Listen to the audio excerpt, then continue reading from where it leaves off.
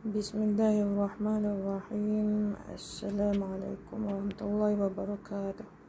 Subhanaka la ilma lana illa ma 'allamtana innaka antal alimul hakim. Al-Lughatul Arabiyyah tahun 3 Lis-Saffus Salis. Kita buka muka surat 30.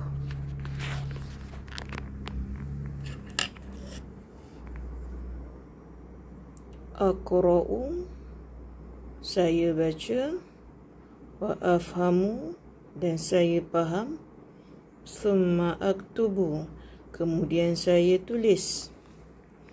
Apa benda ni?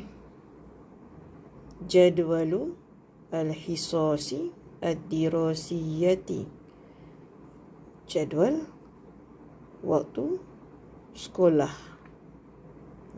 Jadual hisas. Okey. Jadual waktu sekolah. Al-maddah, mata pelajaran atau subjek. Al-yaum, hari. Al-maddah, mata pelajaran. Yang jam. As-sa'ah as-saniyah ila as-sa'ah as-salisah, daripada pukul 2 hingga pukul 3. As-sa'ah as-salisah ila as-sa'ah ar-rabi'ah, daripada pukul 3 sampai pukul 4. Konon-kononnya jadual waktu sekolah lah ni. Contoh, hari Isnin, al-Ithnain, waktu pertama Al-Quran.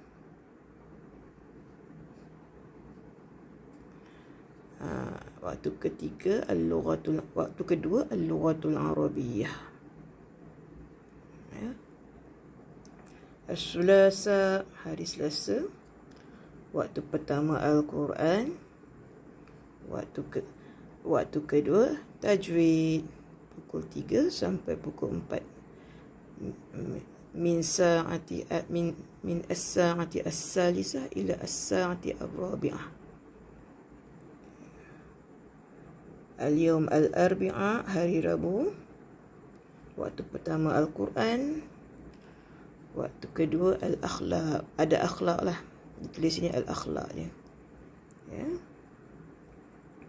Yaumul Khamis, al-hissah al-awwal al-Quran, waktu pertama Al-Quran. Waktu kedua al-ibadah, ibadah.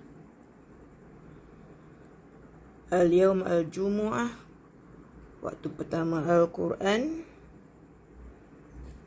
Waktu kedua as-sirah, sirah.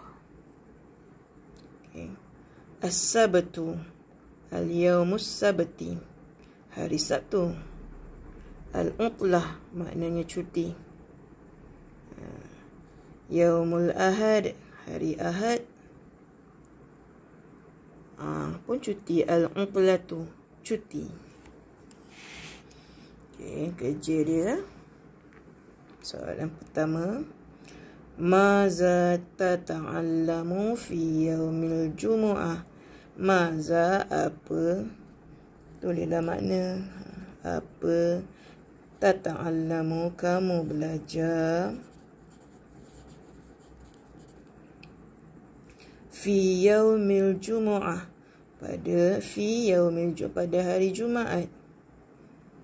Jawapan dia fi yaumil jumu'ah, pada hari Jumaat. Ata'allamu, saya belajar Al-Quran was-sirah. Tengok hari Jumaat. Yalah, Al-Quran dengan sirah dia belajar. Okey, soalan kedua. Soalan kedua ni kamu jawab sendiri. Fi ayyi yaumin, pada hari apa, tata'allamu al-lughatul arabiyyah, kamu belajar bahasa Arab. Fi ayyi yaumin, pada hari apa, tulislah, pada hari apa, tata'allamu, kamu belajar Tentang kamu. Kamu belajar Al-Lughatul Arabiyyah, bahasa Arab. Hari apa kamu belajar bahasa Arab? Tengok balik jadual kamu. Hari apa? Hari Isnin.